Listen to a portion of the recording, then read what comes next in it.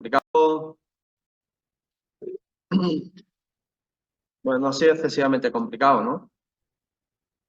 Lo que os comento, los supuestos, aunque hayamos hecho tres, veis que hay muchos más, guardarlos porque no los podemos hacer enteros porque hay materia que no hemos visto. Hasta que no veamos el tema 12 no podemos terminar de hacerlos enteros, con lo cual recomiendo que los guardéis y cuando veamos el tema 12 que hagáis aquellos que faltan, que son relativos a permisos y cuestiones que no hemos visto todavía.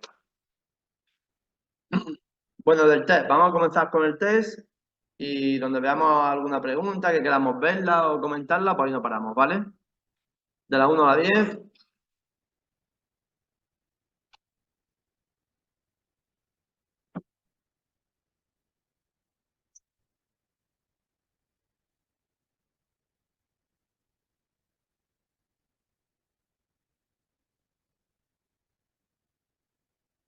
De la 11 a la 20, si tenéis alguna por ahí.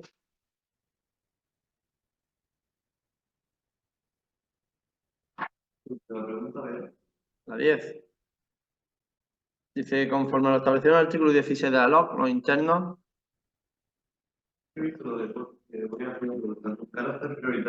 serán separados en el interior del establecimiento en cuenta con carácter prioritario.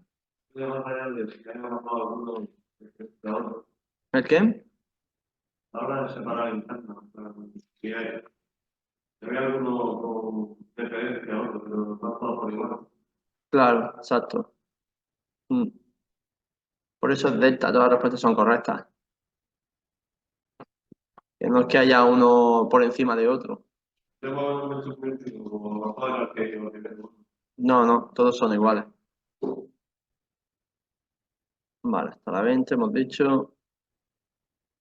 Esto, oye, Paco, José, José. Soy esto sí, José. José, calla. Vale, perdona. En la número 12, Sí, ¿por qué es la C? Porque dímelo. eso, yo he puesto es la A, porque en lo de la B, como luego se supone que es lo de la C, es la de la correcta, previo consentimiento, los dos, no sé, no creo porque que si uno y otro lo decide, pues sí pueden ir. Tiene que ser antes acordado por lo de la Junta de lo de tratamiento, ¿no? Porque no es porque los dos digan que sí, ¿no? Ya luego se pueden juntar hombres y mujeres. Claro, pero te dice, deben de estar separados bien. Opción alfa correcta. ¿Podrán compartir un mismo departamento? Como poder, sí, Sí, siempre y claro, cuando haya pero ese previo consentimiento. Es que aunque la Junta decida que los van a destinar a un departamento mixto, si no hay consentimiento por parte de ellos, no van. Bueno, vale. Yo es que lo he estado mirando desde el otro punto de vista, de que si dos quieren, ¿no? Aunque no estén ahí autorizados, podrían. Y digo, claro, no, tienen que estar autorizados antes, ¿no? Claro. Sí, pero claro, tienen que estar previamente autorizados por la Junta, Claro. pero claro, pero tiene que haber ese consentimiento. Vale, y luego tiene que haber consentimiento de ellos. Ya, Claro, claro, yo es que esto lo he enfocado así, digo, joder, digo, no puede ser de que con los dos quieran, ¿no? Ya están autorizados. O sea, por claro. eso. Ya, ya, vale.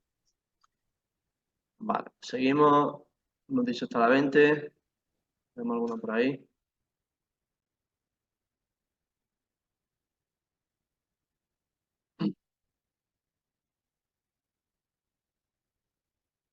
De la 21 a la 30.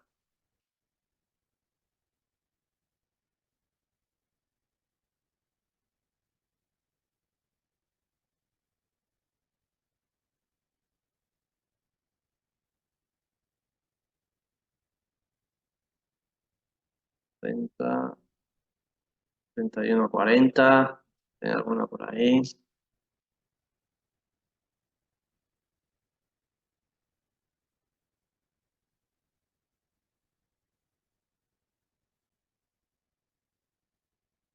Se ha quedado pillado.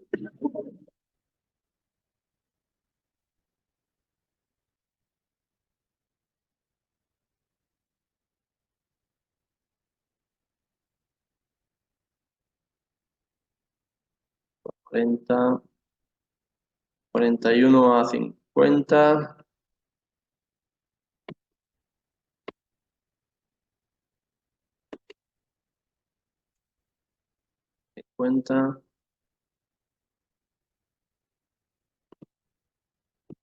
Y hasta el final, si tenéis alguna por ahí.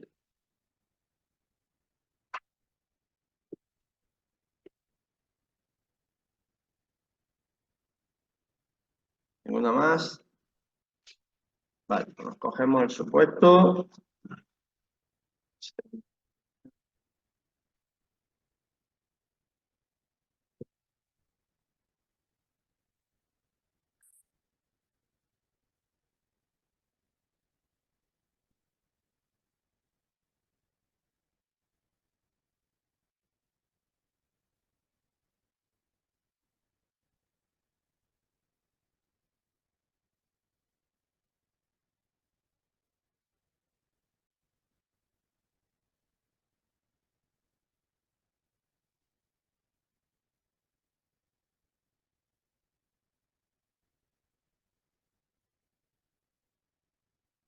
El supuesto hemos dicho el supuesto 3, ¿no? Hemos dicho el 3. Hemos dicho. El 3, 4 y 6. Vamos al supuesto 3.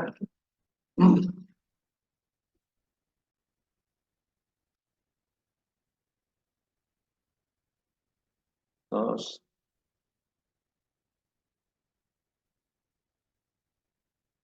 3.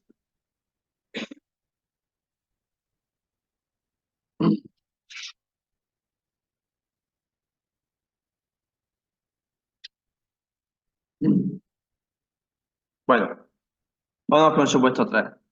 Dice, en el centro penitenciario tiene lugar las siguientes situaciones. Bueno, los textos los voy a leer un poco al principio, ahora que nos acostumbremos un poco a hacer los supuestos, pero luego ya directamente nos vamos a las preguntas, ¿eh? Aquí datos que tendríamos que destacar. Pues sobre todo lo que son fechas, ¿eh?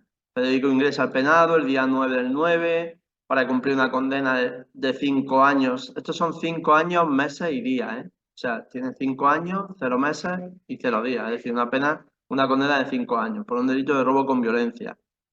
Pues aquí hay un montón de datos. Yo en el momento que vea 5 años, ya automáticamente me tiene que salir del periodo de seguridad, me tiene que saltar la cabeza, el 36 del Código Penal. Junta de tratamiento de dicho centro, mediante acuerdo adoptado por unanimidad. Todo lo que sea unanimidad, mayoría, todo eso hay que resaltarlo. No es lo mismo el acuerdo que sea por mayoría a que sea por unanimidad. Las consecuencias son diferentes. Propuesta de clasificación inicial en segundo grado y con destino a Almería. Pues ya tendría que ver si podría el director actuar por delegación, si no podría actuar, etcétera. Todo eso lo tenemos ya que tener en cuenta. Otro interno, Ambrosio, ha notificado acuerdo de mantenimiento en segundo grado. El interno hace del derecho o uso del derecho previsto en el artículo 105.2. Ya tenemos que saber cuál es el 105.2, que es revisión de clasificación. Y recordar que en el texto en Madrid podéis escribir todo lo que queráis, donde no podéis escribir en la hoja de respuestas. Por eso yo recomiendo siempre que cuando tengamos el supuesto delante, escribir todo lo que podáis. Todo lo que tengáis que escribir en el texto lo escribís, por lo menos para que resalte. Ha cumplido más de la mitad de su condena, inferior a 5 años, y no tiene sanciones pendientes de cancelar. Otro interno que es preventivo, los dos penados y ya tenemos un preventivo. Peligrosidad extrema, la Junta ha propuesto la aplicación del artículo 10. Y ya por último se recibe mandamiento de prisión del juez de instrucción número 3 del elegido para que el interno Mohamed, puesto en su posición en calidad de preventivo, sujeto a diligencias previas. Pero se encuentra clasificado en segundo grado. Aquí hay algo que chirría, ¿eh? Pero bueno, 1. Vamos con la pregunta número 1. La resolución de la propuesta de clasificación inicial de Federico en segundo grado, pues 1, Charlie, ¿no? Corresponde al titular de la Dirección General de Ejecución Penal. ¿Por qué no puede ser director? ¿Lo sabemos? ¿Alguien lo sabe? ¿O podría el director ser competente?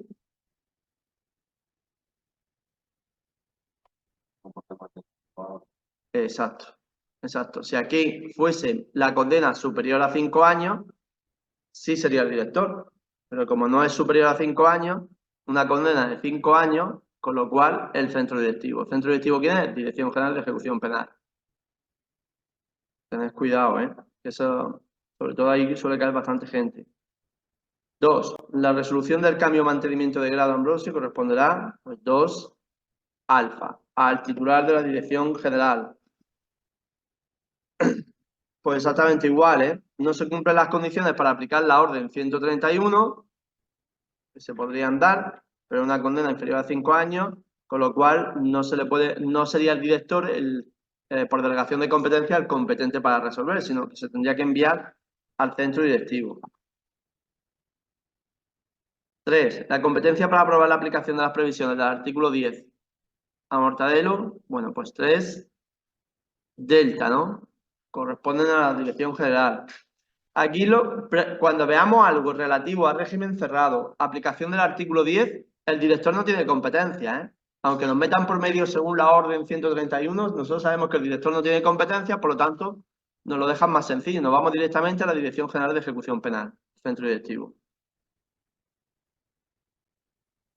4. Si Mortadelo estuviese vinculado a una organización terrorista, la aplicación de lo previsto en la pregunta anterior, pues 4, bravo, ¿no? Corresponde aprobarlo a la Dirección General de Ejecución Penal. Igual, estamos hablando de organización terrorista. Si fuese organización criminal, ¿sería lo mismo? Pregunto. ¿Es lo mismo organización terrorista que organización criminal? Son conceptos diferentes.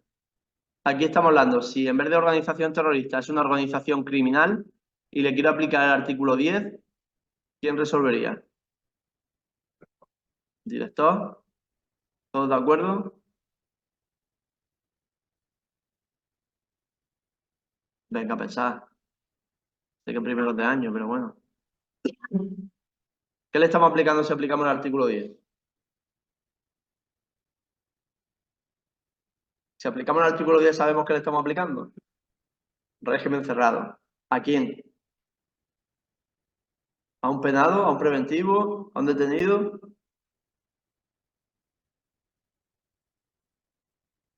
¿A un penado? ¿Por qué no? Si hay 3 opciones, una de las 3 tiene que ser. A un preventivo. ¿A un penado qué le hacemos? ¿Le aplicamos el artículo 10 o qué hacemos con él? Si está penado, ¿qué vamos a hacer? Exacto, clasificarlo. A un penado lo clasificamos en primer grado. Al preventivo es al que le aplicamos el artículo 10, porque no está clasificado. ¿Y qué acabo de decir yo en todo lo relativo al régimen cerrado? Centro directivo. Por lo cual, aunque fuese organización criminal, me da igual que sea organización criminal como que sea organización terrorista, si le estoy aplicando el artículo 10, me da igual.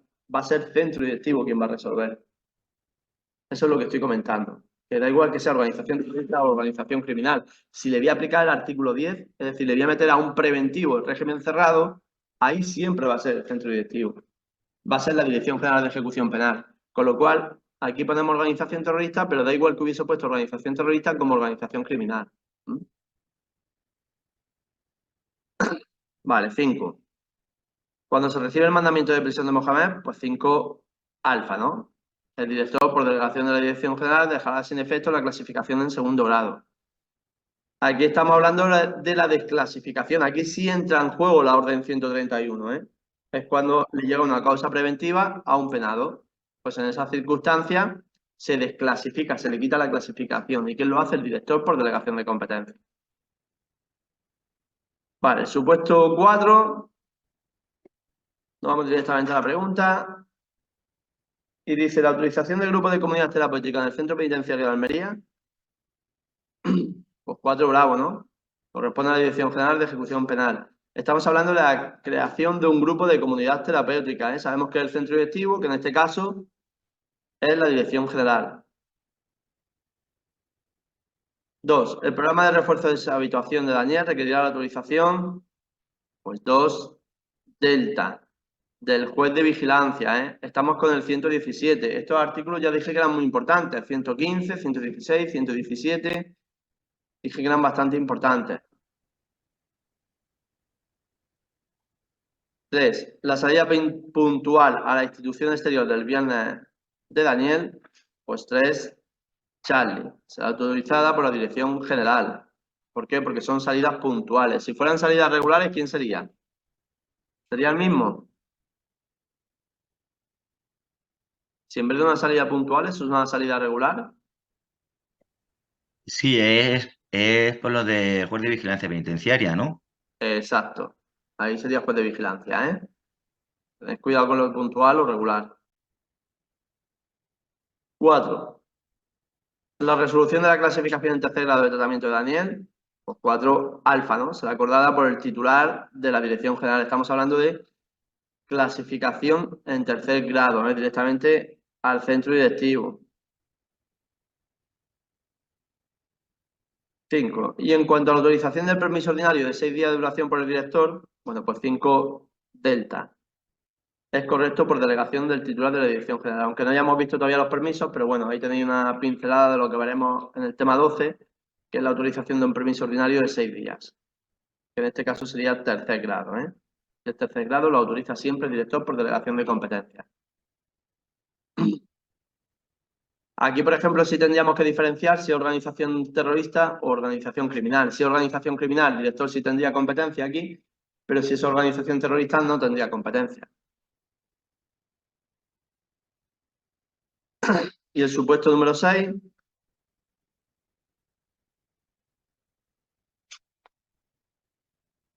dice, ¿puede el director del centro de Almería ordenar el traslado de FCM tal y como señala en el texto? Pues uno, Charlie, ¿no? Pues sí, previa autorización del centro directivo, ¿eh? Aquí estamos hablando de la delegación de competencias que tiene el director para ordenar ese traslado, que en este caso es un desplazamiento por sus propios medios. 2. ¿Puede el director del centro de Almería autorizar el desplazamiento por sus propios medios a FCM? Pues 2 alfa, ¿no?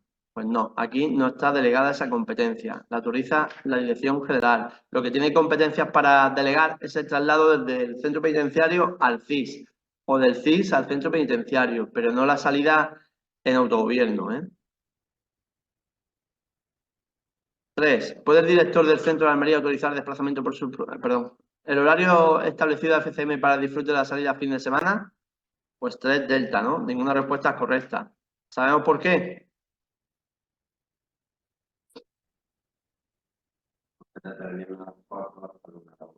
Exacto, exacto. Porque el horario está mal establecido, ¿eh? 4.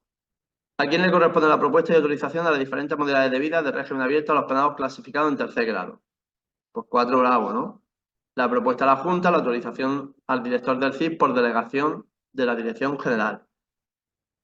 Aquí estamos hablando de las diferentes modalidades de vida. Tiene un interno que a lo mejor pues, sale todos los días, pues empieza a trabajar por las mañanas, pues a lo mejor tiene que salir por las tardes y cambiarle la modalidad de vida. ¿Quién la cambia? El director. Y 5, suponiendo que se accede a lo solicitado por el interno y su control se efectúa mediante la instalación de un dispositivo adecuado de control telemático, pues 5 alfa, ¿no? Corresponderá su aprobación al director del CIS por delegación de la Dirección General. Es otra modalidad de vida en tercer grado, realmente, ¿eh? Pues bien, lo que os comento, el resto de supuestos que tenéis ahí, creo que son hasta 10, como hay materia que no hemos trabajado, os lo guardáis hasta que veamos el tema 12. Y cuando veamos el tema 12, lo podéis hacer entero. ¿Mm?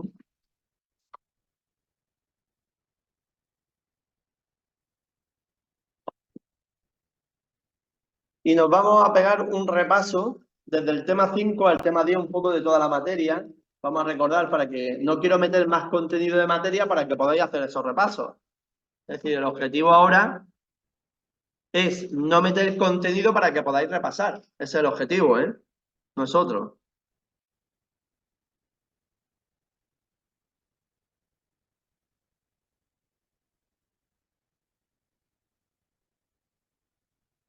Vamos a empezar con el tema 5.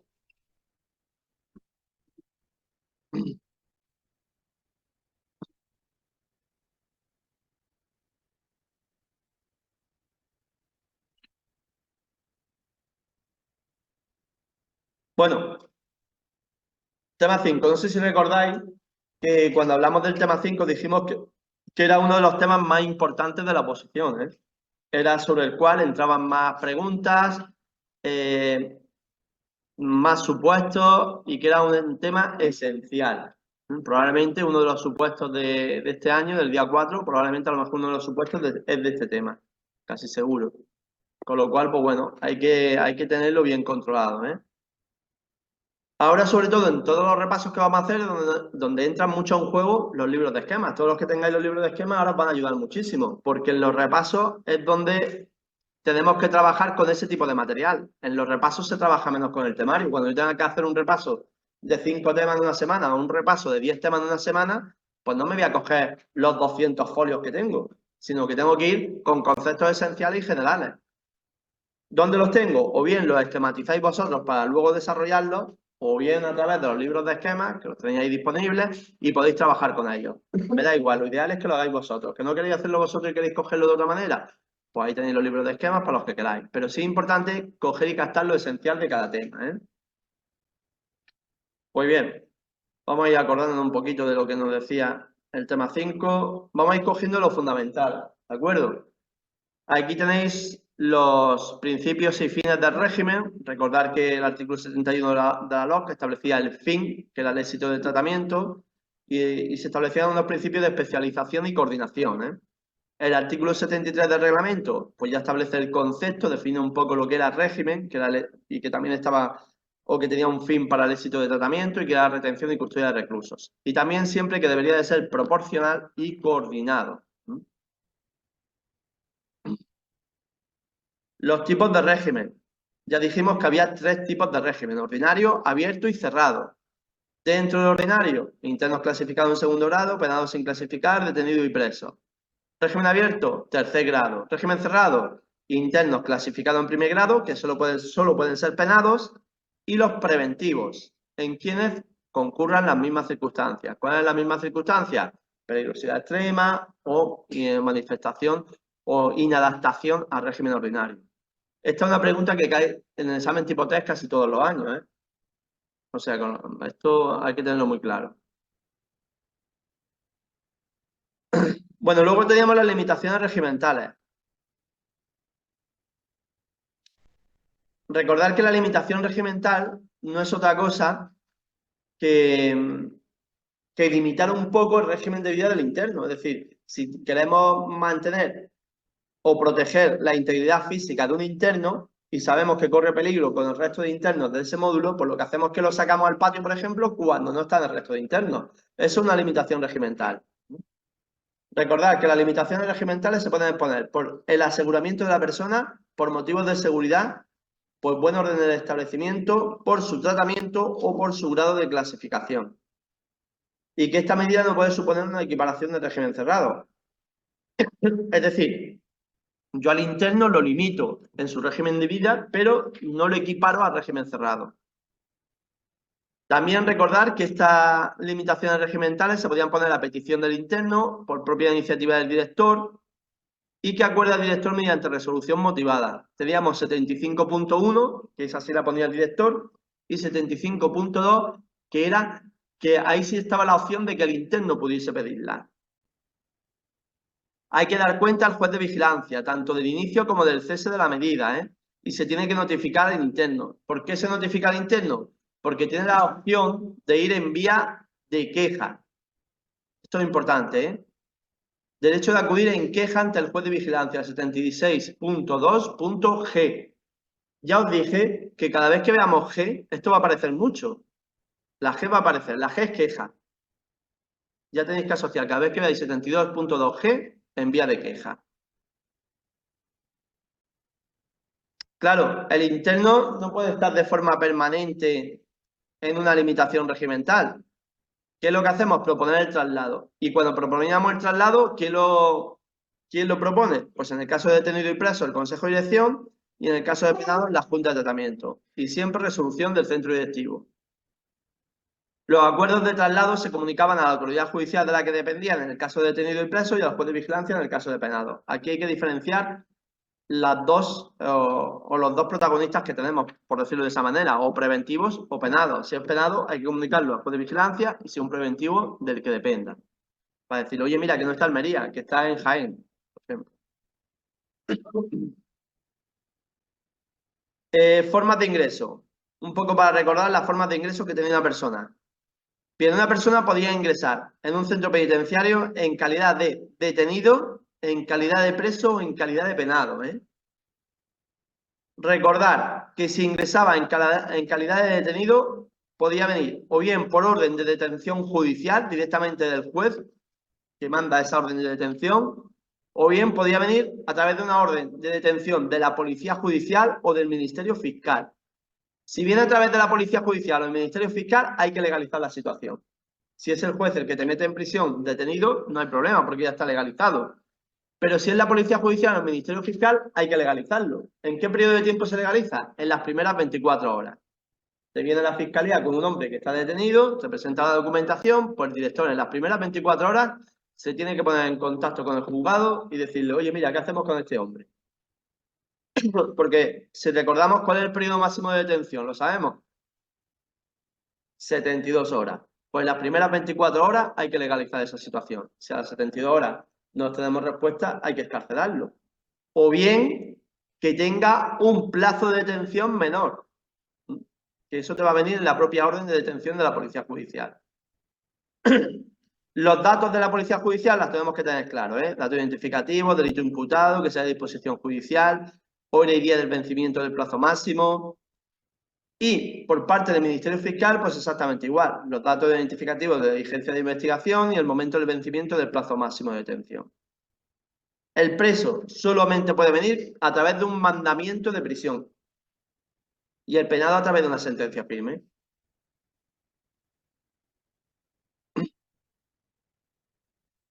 Vale, la presentación voluntaria. ¿Un interno se puede presentar de forma voluntaria? Pues sí, y es bastante habitual.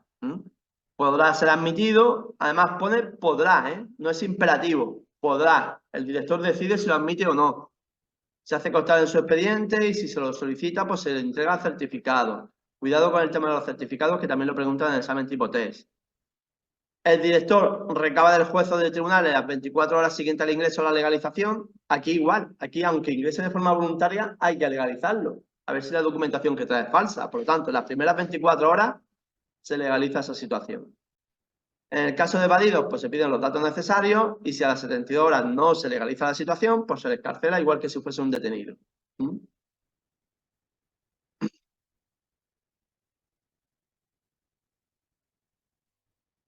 Internas con hijos menores, el artículo 17.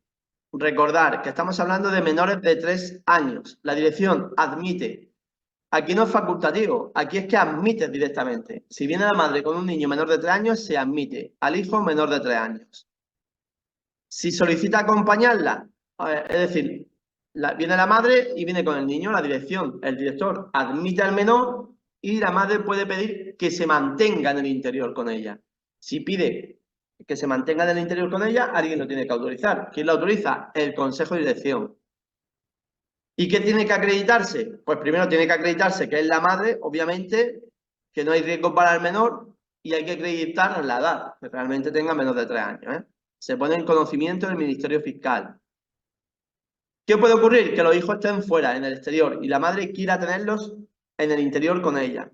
Aquí, sobre todo, tener muchísimo cuidado porque si veis, en este primer caso se pone en conocimiento de la Fiscalía. Oye, mira, que sepas que esta madre venía con un niño, te lo pongo en conocimiento. Pero en el caso de que tenga a los niños fuera, ahí ya no se pone en conocimiento, ahí ya se pide la opinión. No es vinculante, pero se pide la opinión de la Fiscalía, no se pone en conocimiento. Oye, mira, que los niños están fuera, que esta madre quiere meterlos dentro para que esté con ellos. ¿Tú qué opinas? Y se pide la opinión de la Fiscalía. Una vez admitido el niño, reconocido por el médico, en los días de madre, siempre priman los derechos del niño frente a todo otro tipo de derechos. Tiene que tener local habilitado, separado arquitectónicamente y bueno, ya se establecen convenios de colaboración, que lo veremos en el tema 14, en unidades de madre y unidades dependientes para internas en 3er grado. Bien, una vez que ya pues, se ha presentado de forma voluntaria o viene con el niño, pues ya desarrollamos los artículos 18 y 19, que son la identificación y la incomunicación. ¿Identificación en qué sentido? Pues que hay que verificar la identidad personal de esa persona a través de la señal alfabética, dactilar, fotográfica, la inscripción en el libro de altas, se realiza el cacheo sobre la persona, el registro de pertenencia y se establecen las medidas de higiene que sean necesarias. Recordar que si venía pues no traía ropa, la ropa venía rota, se le podía entregar ropa que se le facilitaba y él entregaba y él firmaba recibir la recepción de esa ropa. El artículo 19, la incomunicación. ¿Puede venir un interno incomunicado? Pues sí. ¿La incomunicación sobre quién se realiza? ¿Sobre un penado o sobre un preventivo? ¿Lo sabemos? Venga, estoy preguntando, a ver si alguien me puede responder. ¿Una incomunicación sobre quién es? Esto es sobre un preventivo. Exacto. Es sobre un preventivo, porque se están realizando diligencias de investigación. Entonces, pues lo incomunicamos durante un periodo de tiempo. ¿Recordamos cuál es el periodo de tiempo de incomunicación? ¿Recordáis cuál era? ¿No era 5 días? Me suena. Es que no lo sé tampoco, ¿eh? Pero puede ser sobre 5 días. Exacto, 5 días, ¿eh? El periodo de 5 incomunicación días eran 5 días. ¿Se podía y prorrogar? sí, sí, ¿no? Sí. Se podría prorrogar. Exacto, se podría prorrogar en caso de ¿qué? De 384 bis o casos de organización criminal o terrorismo. Ahí es donde se podría prorrogar otros 5 días más. Pero es prórroga. Lo que no puede hacer el juez es, te incomunico 5 días ahora y dentro de un mes te vuelvo a incomunicar 5 días. No. O lo hacemos la prórroga del tirón o ya no se puede hacer esa prórroga. ¿De acuerdo? Bueno, importante que si viene incomunicado, pues solo puede comunicar con quien autoriza el juez, tiene que estar en celda individual, solamente reconocido por el médico, muy importante porque no puede verlo ni trabajador social, ni educador, etcétera. Comunica únicamente con las personas autorizadas por el juez, el director solicita autorización en el caso de que pueda disponer de televisión o de radio, y una vez ya levantada la incomunicación, pues se lleva a cabo lo establecido en este artículo, que es el artículo 20. Que en el caso de detenido y preso, pues se establece el PDI. ¿El PDI recordamos qué es? Aquí que pone detenido y preso PDI, ¿qué es? Lo sabemos. Con un preventivo, ¿qué hacemos? Presunción de inocencia. Prima la presunción de inocencia, siempre prima en un detenido y preso. Pero el PDI es un programa que debemos realizar a una persona que ha ingresado en prisión. Y si es un preventivo, ¿le vamos a dar un tratamiento? No, ¿el tratamiento a quién se lo damos? A un penado. ¿A un preventivo qué es lo que hacemos? Modelo individualizado de intervención. Intervenimos. Con un preventivo lo único que hacemos es intervenir. Pues aquí el PDI es el programa de intervención. No le damos tratamiento, ¿por qué? Porque, como acabáis de decir, prima la presunción de inocencia. Por lo tanto, no podemos tratarlo, no podemos darle tratamiento. ¿Dónde se lo damos? Al penado, que es el PIT, que es el programa individualizado de tratamiento. Ahí sí. Pero al penado únicamente intervenimos sobre aquellos efectos negativos del ingreso en prisión. Es lo único que podemos hacer. Pues bien, el médico lo ve en las primeras 24 horas, entrevista con trabajador social educador, y si el médico no se opone, pues se va al departamento donde proponga. El penado, exactamente igual, reconocido por el médico, la entrevista en este caso ya más amplia, con psicólogo, jurista, trabajador social y educador, y se elabora el programa de tratamiento. Aquí sí ya tenemos que tratarlo, ya directamente porque está penado. Se le envía al departamento que se considere oportuno, el director ordena el traslado por el informe médico y se elabora el PIT. La estancia en el departamento de ingresos, pues máxima 5 días y solo puede ser prorrogable por motivos sanitarios y de seguridad. Y se dará cuenta al juez de vigilancia. ¿Hay un periodo máximo de estancia en ingresos? 5 días. ¿Cuánto se puede prorrogar? ¿Hay un periodo máximo de prórroga? Pues no. No hay un periodo máximo de prórroga. Pero recordar también que los internos pueden ser destinados al departamento de ingresos, que sería lo ideal, es decir, lo podemos prorrogar 10, 15 días más, pero si lo que se pretende es que el interno se quede en el departamento de ingresos, pues se destina, se establece esa separación interior para que el interno vaya a ese departamento de ingresos. Bueno, y luego ya nos vamos con las comunicaciones. el artículo 41 establecía las reglas generales de las comunicaciones, que todo interno tiene derecho a comunicar de forma periódica, oral, por escrito, en su propia lengua. Las restricciones que se podían establecer en cuanto a las personas o al modo. Se podía restringir que una determinada persona fuera a comunicar. En cuanto a la seguridad, que fuese por interés del tratamiento o buen orden. Tienen derecho a comunicar inmediatamente con la familia o abogado y el ingreso o el traslado. ¿Recordáis si esta comunicación, cuando una persona ingresa en prisión, podía comunicar a un familiar que había ingresado? ¿Recordáis cuánto duraba esa comunicación? Exacto, 2 minutos. ¿Quién la pagaba? La administración. Esa es la comunicación que estamos hablando. Después tenemos que las comunicaciones ordinarias y extraordinarias se registran siempre los artículos 216 y 217, visitas de familiares enfermos. Ya he comentado, tened muchísimo cuidado con el tema 4 y todo lo relativo a salidas al hospital, a consultas, porque por el tipo de tribunal de este año todo indica que vaya a haber un supuesto de eso, de una salida al hospital, una consulta ambulatoria o visita el 216, el 217, el 218, son artículos muy dados a supuestos, que son del tema 4. Las comunicaciones extraordinarias, bien, por recompensa, admisión de aprueba la comisión disciplinaria y por urgentes y motivos comprobados, importantes motivos comprobados. Esa comunicación extraordinaria. Las comunicaciones orales. Aquí, como veis, son en los locutorios, las fija el Consejo de Dirección, siempre preferentemente los fines de semana, y mínimo 2 comunicaciones a la semana. Más la comunicación, 20 minutos, que se pueden juntar las 2 y sumar ese tiempo, que son de 40 minutos. No más de 4 personas comunicando. Se permite la comunicación, se tiene en cuenta la dificultad de desplazamiento. El familiar, para poder comunicar de forma oral, tiene que acreditar el parentesco. Y los allegados, que son los mismos que amigos, entonces tiene que autorizar el director. Es decir, un familiar puede llegar con el libro de familia al departamento de comunicaciones, que venga a comunicar con fulanito. Si viene con el libro de familia, pues puede pasar a comunicar una comunicación oral. Si fuese un amigo, no puede entrar, necesita autorización del director. En cuanto a intervención y restricción de las comunicaciones, pues bien, la acuerda el director, mediante resolución motivada, que se comunica al interno, y si se fundamenta en el tratamiento, pues tiene que haber ese informe previo por parte de la Junta. Y siempre se da cuenta al juez de vigilancia de estas restricciones e intervenciones de las comunicaciones. Recordar que restringir, pues en cuanto a las personas, es la denegación específica de comunicar. La denegación, pues no se autoriza la comunicación, y la intervención, pues es un poco la grabación de esa comunicación. Sepamos esos conceptos, diferenciarlos. Luego la suspensión de las comunicaciones orales. También tenemos, bueno, cuando hablamos de suspensión de comunicaciones orales, estamos hablando de suspensión de cualquier tipo de comunicación, no solo de las orales, sino cada vez que vayamos a suspender una comunicación, aplicamos el 44. Por orden del jefe de servicios, por propia iniciativa, o a propuesta del funcionario encargado. ¿El funcionario encargado del servicio de comunicaciones puede suspender la comunicación? Es una pregunta.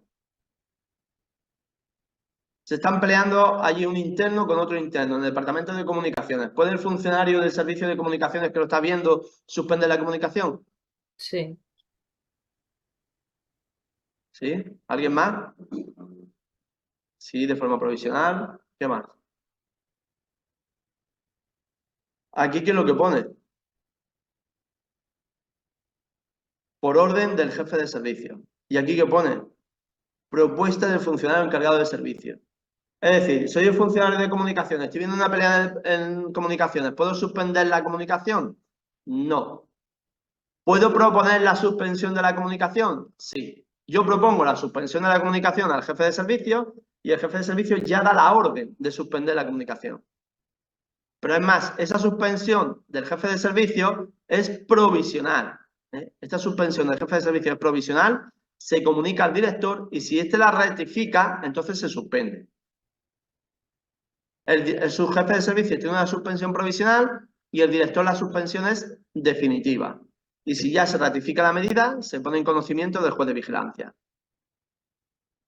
Esas propuestas de suspensión de la comunicación pues pueden ser porque se esté preparando un delito, atente contra la convivencia y seguridad del centro, que se estén propagando noticias falsas o comportamientos incorrectos. Son los tres modos o las tres formas en las cuales se puede proponer esa suspensión por parte del funcionario encargado del departamento. Tened cuidado que una cosa es la propuesta y otra es la suspensión, ¿eh?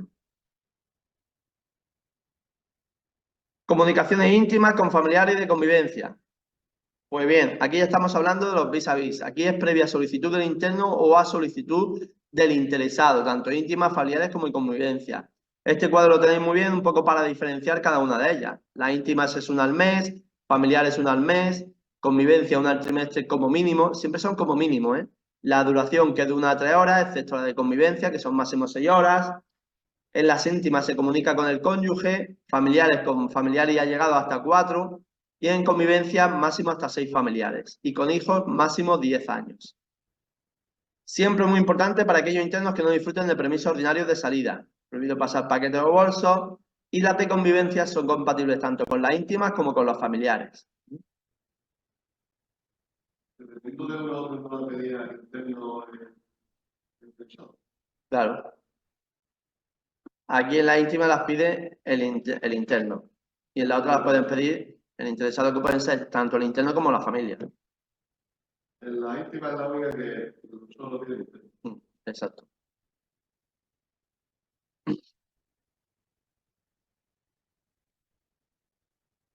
Bien.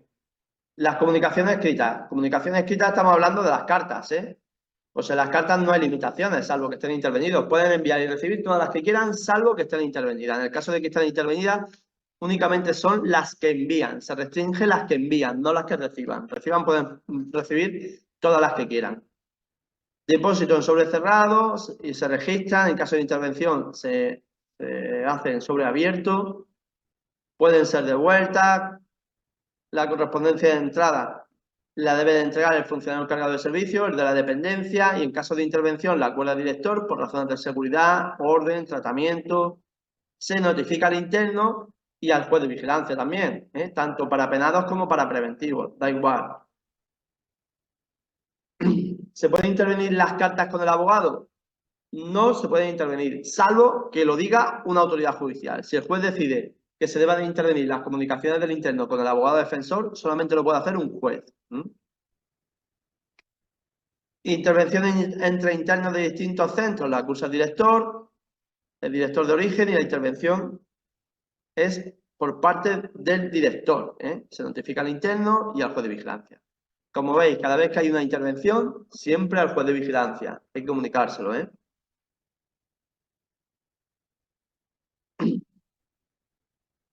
Las llamadas, comunicaciones telefónicas.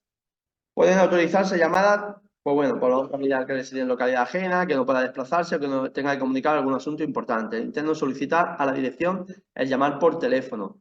Recordad que ahora actualmente hay llamadas y videollamadas. Tienen las dos, Frecuencia, mínimo 5 llamadas a la semana, mínimo 5 minutos. Cuidado con el artículo 47, que ha sido modificado hace muy poco y van a preguntar sobre él casi seguro, el artículo 47.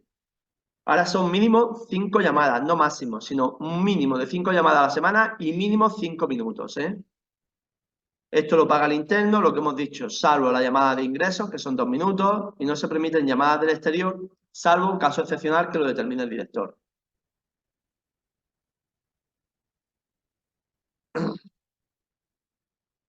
Comunicaciones con abogados y procuradores, artículo 48. Muy importante, ya hemos dicho que tenemos que diferenciar cuando venga un abogado, si es abogado defensor, tenemos que diferenciar si le aplicamos el artículo 48 o, por ejemplo, que el interno ha llamado a un abogado para asesorarse de un asunto civil que tenga, por ejemplo, se está separando.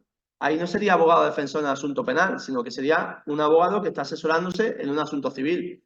Ahí, aunque ese abogado comunique en un locutorio especial, aplicamos las reglas del artículo 41. No las reglas del artículo 48. Las reglas del artículo 48 las aplicamos cuando sea el abogado defensor. Si es otro tipo de figura, el artículo 41. Por lo tanto, ¿se podría intervenir la llamada? Perdón, la comunicación. Sí.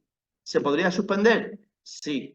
¿Por qué? Porque estamos aplicando las reglas del 41. Esa es la diferencia que tenemos que tener muy clara, Pues bien, si aplicamos el artículo 48 es porque el abogado defensor, y entonces en este caso necesita el volante del Colegio de Abogados y en caso de terrorista el volante de la autoridad judicial. No pueden ser suspendidas por decisión administrativa, solo mediante decisión judicial. Lo que hemos dicho, ¿eh? Ministerio Fiscal, Defensor del Pueblo, no tienen ningún tipo de intervención ni de restricción. Es decir, Ministerio Fiscal, Defensor del Pueblo, comunican cuando quieran y no se les puede ni intervenir ni suspender la comunicación. En cuanto al artículo 41, por recordar que si son otros letrados, pues aquí en el caso de preventivos se aplica el artículo 48, se presenta autorización de la autoridad judicial y se presenta autorización del juez de vigilancia, entonces en ese caso, en el caso de penados, se aplicará el 48. Es decir, aquí tenemos un abogado que viene diciendo que no es abogado defensor, pero que sin embargo tiene autorización del juez de vigilancia. Pues entonces es que es un penado y entonces le aplicaríamos el artículo 48. Cuidado con la temática de los abogados a la hora de aplicar el 41 y el 48, que lleva bastante confusión, ¿eh?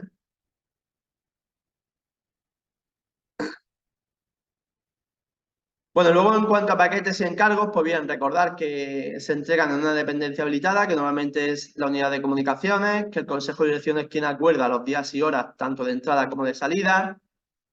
Recordar un poquito que se entregan de forma personal, se comprueban y se registran todos los paquetes que se firma recibir, y el número de paquetes, que esto es lo más interesante, que pueden recibir los internos, pues son 2 al mes, salvo en régimen cerrado, que es 1 al mes.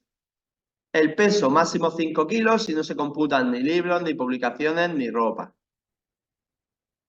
Artículos y objetos no autorizados. Pues todos los que estén prohibidos por las normas de régimen interior, ¿eh? Objetos no autorizados, pues los tienen que recoger el remitente y si no se encuentran en el centro, pues se notifican y en el caso de que sean productos perecederos, pues se lleva a su destrucción. Si en 3 meses no lo retiran, a los 15 días se destruyen. Una vez que a los 3 meses se publique, estos son los plazos temporales que tenemos que tener en cuenta y que tenemos que recordar. 3 meses y 15 días. Salvo que sean de 317, que sean objetos de valor, que entonces se guardan. En el caso de drogas estupefacientes o psicotrópicos, pues se remiten a la autoridad sanitaria y se notifican a la autoridad judicial correspondiente. Recordad que aquí si, por ejemplo, si interviene, pues no sé, cocaína, algún tipo de pastillas, pues se remiten a esa autoridad sanitaria para que determine qué tipo de droga es, la pureza, y ya posteriormente se envía al juzgado para, en el caso de que sea necesario, abrir diligencias judiciales. El artículo 52 es relativo a la información, ¿eh? Pues bueno, toda la información, un poco recordar que se entrega al interno cuando ingresa. Por folleto informativo, las normas de régimen interior, la posibilidad de traslado a otro lado, convenios o traslados. ¿Qué convenios o traslados le podemos informar al interno si es extranjero? ¿Sabéis alguno? ¿Qué le podemos decir? Convenio de Estrasburgo o 2314. Son los dos que podríamos informarle, en el caso de que sea ciudadano de la Unión Europea o que sea de otro país. Sustitución por la expulsión, el número de teléfono de representación diplomática. Y el punto 7, tened cuidado, ¿eh? Porque en ingreso en la biblioteca siempre tiene que haber varios ejemplares, tanto de la LOS como del reglamento, como de las normas de régimen interior. Luego, en cuanto a peticiones y quejas, pues de nuevo recordar que, bueno, que el interno puede quejarse siempre ante la administración y ante el juez de vigilancia, ¿eh? Ante la administración de forma verbal o escrita, por motivos de régimen, de tratamiento, se puede quejar ante el funcionario, ante el jefe de servicio, ante el director y tiene la posibilidad de entregar un sobre cerrado, que se entrega recibo de que ha entregado ese sobre. Ante el juez de vigilancia también se puede tanto pedir peticiones como quejas, motivos porque se considere que se le ha vulnerado un derecho fundamental, se le haya vulnerado derechos y beneficios penitenciarios y se remite sin dilación al juez de vigilancia en el plazo máximo de 3 días. Se entrega el recibo o copia simple, fechada y sellada. Defensor del pueblo no tiene ningún tipo de censura, ¿eh? Ya lo hemos dicho anteriormente. Y bueno, luego tendríamos aquí las diferentes áreas de participación del interno. El artículo 55, que bueno, que puede participar en cuanto a la organización del horario, actividades de orden educativo, recreativo, orden religioso, laboral, cultural, deportivo, pues bueno, son diferentes áreas en las cuales puede participar el interno y tendríamos que diferenciar si estamos en régimen abierto u ordinario, ¿eh? Y aquí tenemos también otro cuadro, también bastante orientativo, que nos va a ayudar bastante para diferenciar entre régimen abierto y régimen ordinario. Como veis, en todos los casos tienen muchos patrones comunes, que son que se trabaja a través de comisiones, que en todo caso debe de haber mínimo 3 comisiones, en ambos, tanto ordinario como abierto, que cada comisión está formada como mínimo por 3 internos, que la misma comisión en su primera reunión designa presidente y secretario, que en las reuniones de las comisiones asiste el educador, las elecciones anualmente o al menos 3 internos en la comisión, es necesario el 15% de los votos y en caso contrario sorteo por parte de la comisión, por parte del consejo de dirección, y la mesa está formada por el interno de más edad y el más joven. Ahora, como elementos diferenciadores entre el abierto y el ordinario, pues en el abierto la mesa la preside el educador y en el ordinario la mesa la preside un funcionario de la unidad. En este caso, en el ordinario no son reelegibles y no se pueden presentar quien tenga sanciones disciplinarias, grave o muy grave.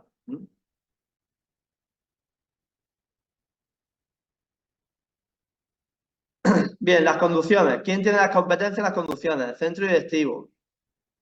Se pueden establecer recursos en materia de clasificación. Las propuestas de estas conducciones las realiza o las puede realizar la Junta de Tratamiento, el director, el Consejo de Dirección. Siempre, cada vez que haya una conducción, puede ser requerida o bien a través de la autoridad judicial, se tiene que comunicar al juez de vigilancia y se tiene que comunicar a la autoridad judicial de la que dependa en el caso de preventivos. ¿Y quién realiza la conducción? La Fuerza y Cuerpo de Seguridad del Estado. Recordad que las conducciones se comunica a la autoridad judicial simplemente por decir, oye, mira, que este interno no está aquí, que está en otro centro, si lo tienes que reclamar. Los desplazamientos. El artículo 33, también un artículo muy importante, ¿eh? Siempre el desplazamiento de un interno previa orden de la autoridad judicial, dirigida al director. La autoridad judicial o la autoridad gubernativa recaban del centro directivo del director con antelación de 30 días. La antelación de 30 días es la misma, ¿eh? Si es tanto en la misma provincia como en diferentes provincias. Es decir, si el juzgado de instrucción reclama a un interno que esté en Almería, se lo pide. El juzgado de instrucción de elegido reclama a un interno que está en Almería, se lo pide al director del centro penitenciario con una antelación de 30 días. Si el juzgado de instrucción número 3 de elegido reclama a un interno que está en Murcia, se lo pide con una antelación de 30 días al centro directivo. Esa es la diferencia. Bien, por recabada la petición, por el centro directivo del director solicita la conducción, tiene que haber una propuesta de traslado por parte del director, salvo que sean excepciones que veremos más adelante, y el desplazamiento de los penados pues se pone en conocimiento del juez de vigilancia. Aquí tenemos la orden 131, que aquí sí entra en juego, son las competencias que tiene el director para ordenar los traslados, que las competencias que tiene es para ordenar traslados de penados en tercer grado al CID de la misma provincia, previa autorización del centro directivo, ¿eh? Y ordenar el traslado provisional desde el CID de la misma provincia en caso de regresión de segundo grado. Aquí lo que estamos hablando es, por ejemplo, del centro penitenciario de Almería, de la Acebuche, al CID que está en el sector 20. Ahí sí tiene competencia el director. El director tiene competencia para ordenar ese traslado, que vayan desde la Acebuche al CID.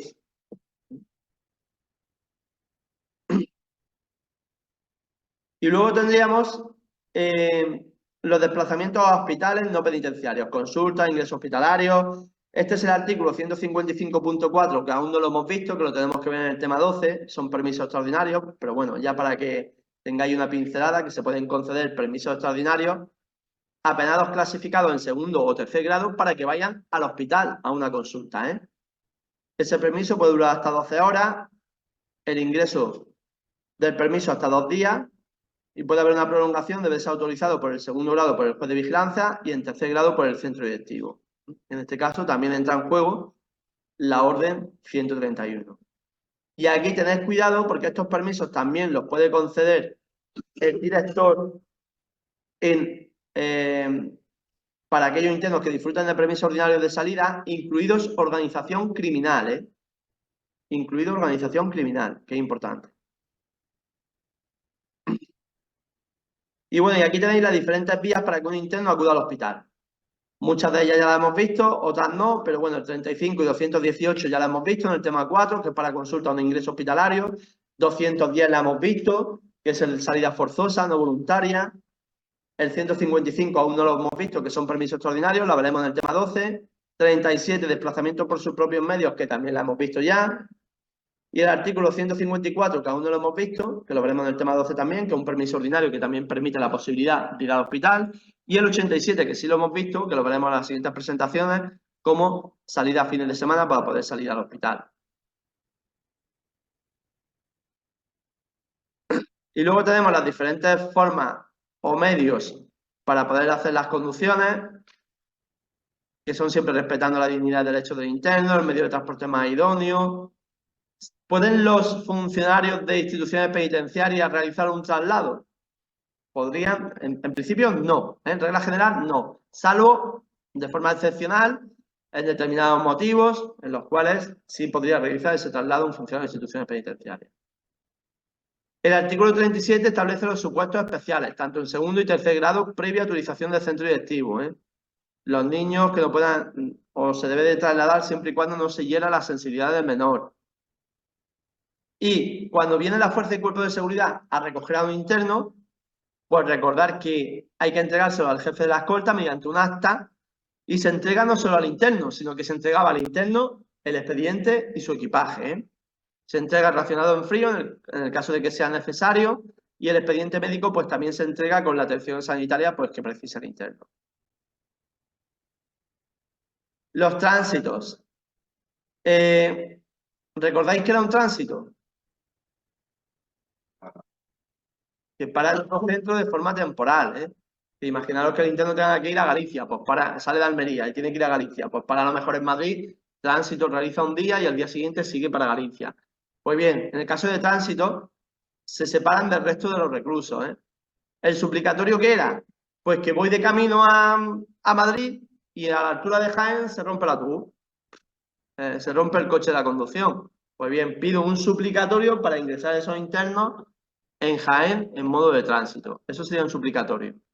Y el negativo, recordad que es cuando viene la Fuerza y Cuerpo de Seguridad del Estado a recoger a un interno y no puede salir. El interno no sale pues porque está enfermo, está en el hospital, etc. Eso era un negativo. Todo esto que lo tengamos bien claro, lo recordemos de nuevo.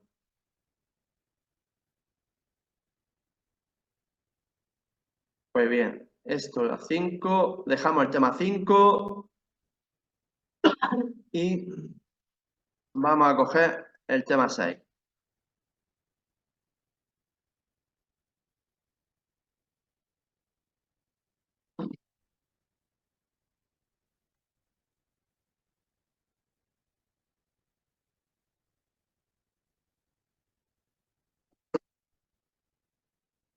Vale, el tema 6, si recordáis, pues era un poco para ver, o tratábamos la seguridad interior en los centros penitenciarios. También hay por ahí 2 o 3 artículos muy importantes. Bien, la seguridad interior, norma general, la proporcionamos los funcionarios de instituciones penitenciarias. Puntualmente se podía aplicar la disposición final primera de la LOC. Recordad que la disposición final primera de la LOC es cuando de forma puntual pues ingresan las fuerzas y cuerpos de seguridad del Estado para restablecer el orden. En el caso de graves alteraciones, en el caso de graves alteraciones del orden, que lo tenemos por aquí. Se produce una suspensión de los derechos, que acuerda el Ministerio de Justicia e Interior, y de forma permanente también podrían estar las fuerzas y cuerpos de seguridad del Estado para la custodia y vigilancia interior de centros de régimen cerrado. Que actualmente no hay ninguno, pero se podría dar esa opción. La seguridad exterior, pues en este caso la seguridad exterior se la llevan las fuerzas y cuerpos de seguridad del Estado. En este caso la Guardia Civil. Medidas preventivas que tenemos de control o medidas de seguridad interior que tenemos.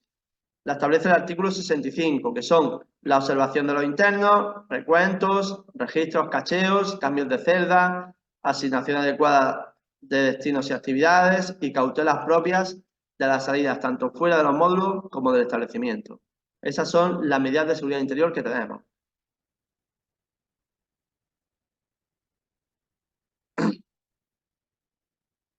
Bien, aquí ya otro esquemilla en cuanto a las medidas de seguridad sobre todo los recuentos, recordar que podrían ser ordinarios y extraordinarios. Ordinarios los establece el Consejo de Dirección.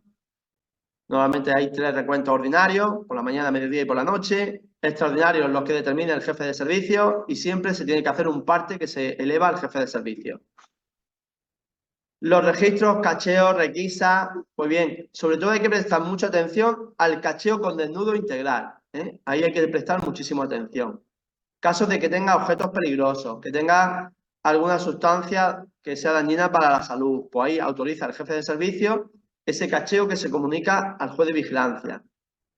Si sabemos que lleva algo en su interior pero no descubrimos nada y resulta infructuoso ese cacheo, pues podemos solicitar por parte del director a la autoridad judicial competente, que en este caso sí tenemos que diferenciar entre el juez de vigilancia y autoridad judicial de la que dependa, podemos solicitar la aplicación de otros medios, como puede ser radiografía, ecografía, para comprobar si el interno lleva algo en su interior.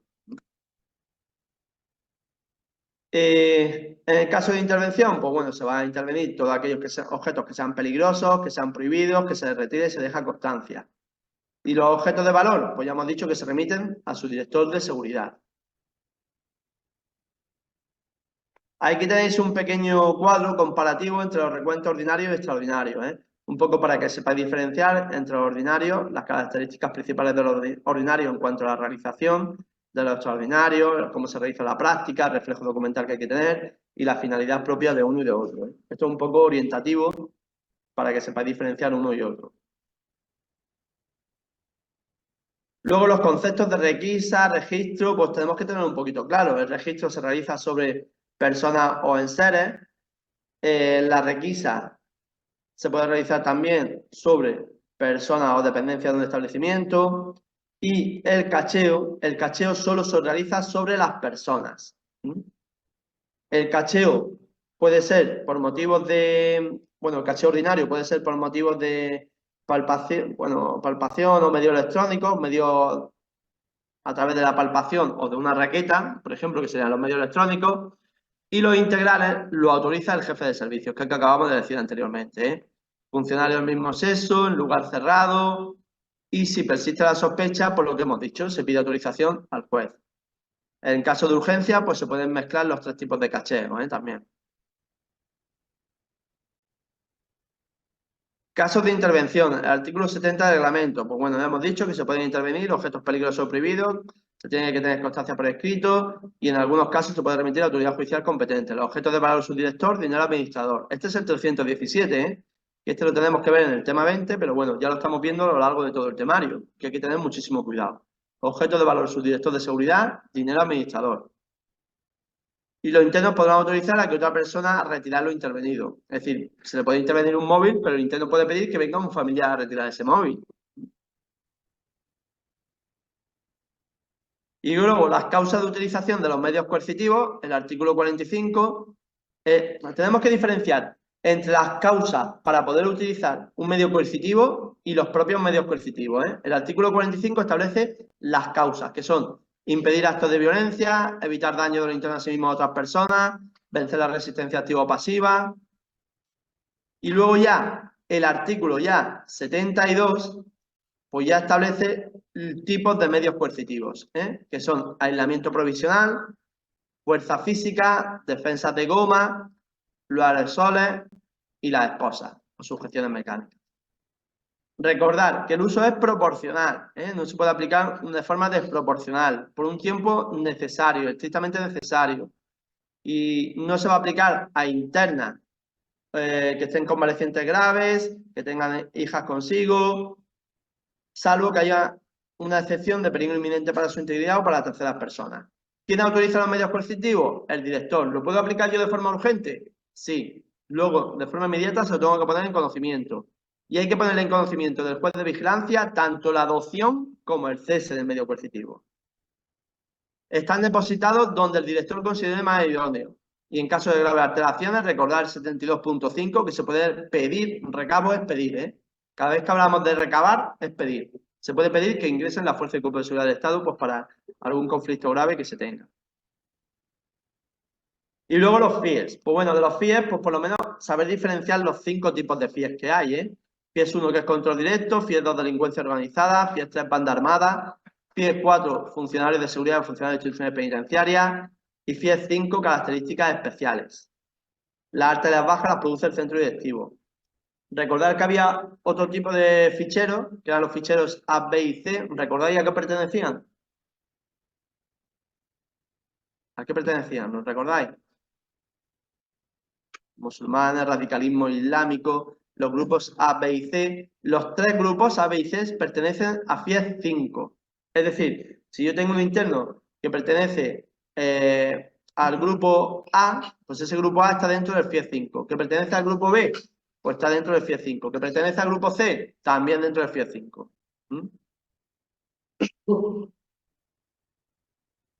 Vale, pues eso es el tema 6.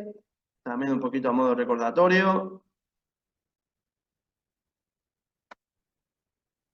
Cogemos el tema 7. Vemos el tema 7 y ya lo dejo descansar un poquillo.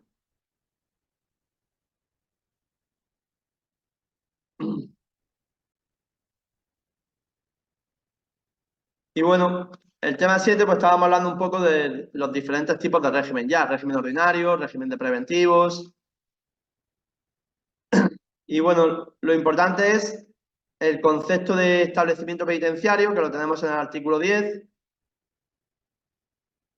Y sobre todo saber que un centro penitenciario está formado por diferentes unidades, módulos, departamentos, pues tener un poquito claro esas dependencias. Aquí tenéis una imagen, pues bueno, un poco aclaratoria de lo que puede ser un departamento. Esto puede ser un departamento con la sala de estar, pues el comedor, el cuarto de limpieza, el office, pues bueno, la zona de entrada, que estas puertas siempre son en exclusa. En exclusa significa que no se abre una hasta que la otra está cerrada. Esta sería la zona de entrada o pasillo de seguridad, por donde se entra a esta zona de seguridad.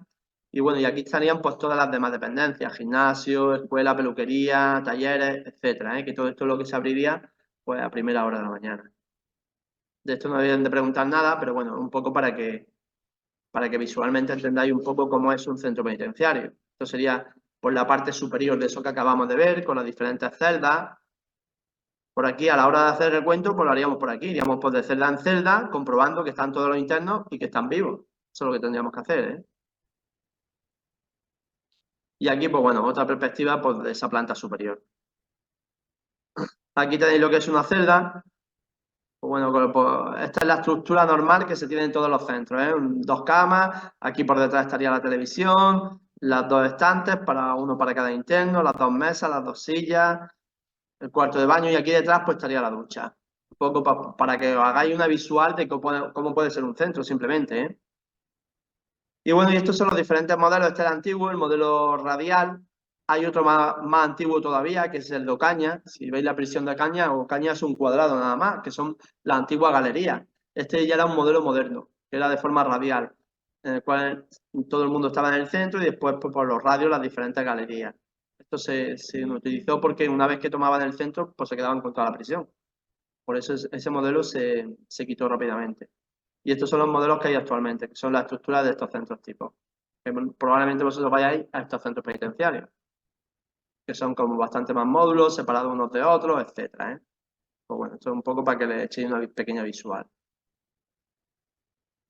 Y ahora ya aquí sí, ya empiezan las cosas importantes, que es la clasificación de los diferentes tipos de establecimientos, que bueno, que sabemos que hay preventivos, establecimientos de preventivos destinados a retención y custodia de detenidos y presos, que puede haber en cada provincia uno, que se da o se aplica al régimen ordinario. Después tenemos de cumplimiento, los artículos 7, 9 y 10 de la LOA, destinados a la ejecución de penas privativas de libertad, que puede haber régimen abierto, cerrado, ordinario. Y luego tenemos establecimientos especiales, que pueden ser hospitales psiquiátricos de rehabilitación social. ¿Establecimientos polivalentes cuáles son? Pues todos aquellos que cumplen los fines del artículo 7 al 11 de la LOA. Todos los que cumplen todos estos fines serían polivalentes. Y luego los tipos de régimen, que ya lo hemos visto anteriormente en un artículo anterior, el artículo 74, que lo hemos visto en el tema 5, ordinario, abierto y cerrado. Lo hemos visto ya, no vamos a parar de nuevo a verlo, ¿de acuerdo? El artículo 77, horario en régimen ordinario. ¿Quién fija el horario en régimen ordinario? El Consejo de Dirección, ¿eh? aprueba y da a conocer tanto el horario como las diferentes actividades. El Consejo de Dirección también aprueba de forma mensual el calendario de actividades del mes siguiente, ¿eh? Y lo pone en conocimiento de los internos y de forma visible. Este horario que se aprueba por parte del Consejo de Dirección pues tiene que tener en cuenta el descanso nocturno, las horas de asuntos propios y se envía al centro directivo para la ratificación o reforma, tanto del horario como del calendario de actividades, ¿eh? Se envían ambos al centro directivo. Y bueno, aquí tenéis un pequeño horario bueno, a modo informativo, porque esto varía mucho dependiendo del centro en el que estéis, de cómo funciona o cómo es la vida en el centro, los diferentes horarios que tiene. De aquí no van a preguntar nada, simplemente pues, para que lo tengáis a modo informativo. Estos artículos sí son importantes, ¿eh? Artículos 96, 97, 98 de reglamento, régimen de preventivos. Con carácter general a un preventivo se le aplica el régimen ordinario, ¿eh? ¿Se le puede aplicar el régimen cerrado? Pues sí, a propuesta de la Junta de Tratamiento se le aplican las normas del artículo 10 cuando sean internos extremadamente peligrosos o inadaptados al régimen ordinario, ¿eh? Recordar que la aprobación la tiene el centro directivo. Y después la aplicación del régimen cerrado a internos preventivos, el artículo 97, con informes del jefe de servicio y del equipo técnico. Aquí es muy importante ese informe del jefe de servicio y tanto del equipo técnico. La notificación se tiene que comunicar al interno en el plazo máximo de 24 horas y al juez de vigilancia en el plazo máximo de 72. Recordad que estamos hablando de un preventivo, 24-72. Si fuese un penado, ahora lo veremos más adelante, será 72-72. En caso de traslado, se notifica a ambos, al juez de vigilancia y a la autoridad judicial de la que depende. ¿Quién autoriza la aplicación del régimen cerrado? La Dirección General de Ejecución Penal. Aquí no está la competencia delegada del director, aquí es el centro directivo, ¿eh? Y supuestos del 95.3, que son graves alteraciones, motivos graves, pues en ese caso hay un traslado por parte del centro directivo y se pone en conocimiento del juez de vigilancia. La revisión, muy importante, como máximo cada 3 meses hay que revisarlo, ¿eh? Pues venga, paramos 5 minutillos, os dejo descansar 5 minutillos y ahora seguimos, ¿vale?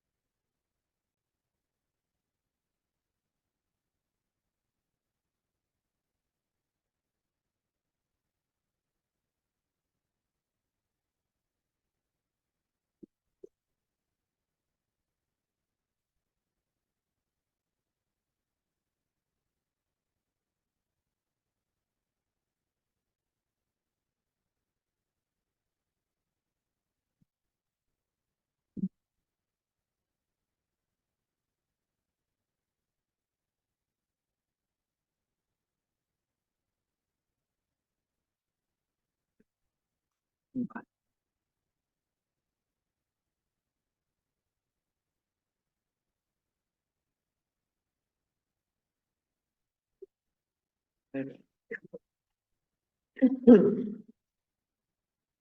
Era Herrero el apellido, ¿no? Sí.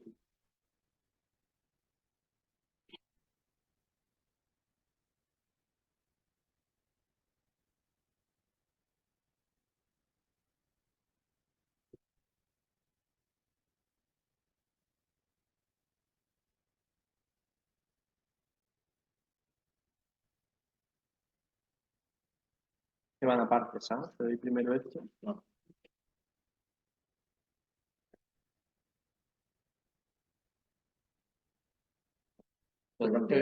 Sí, es que tengo que cogerlo aparte porque es que va cada uno por un lado. Y ahora viaje. Que te cambié al final, ¿no? Sí. ¿Ahora con Laura o no? Sí, con Laura.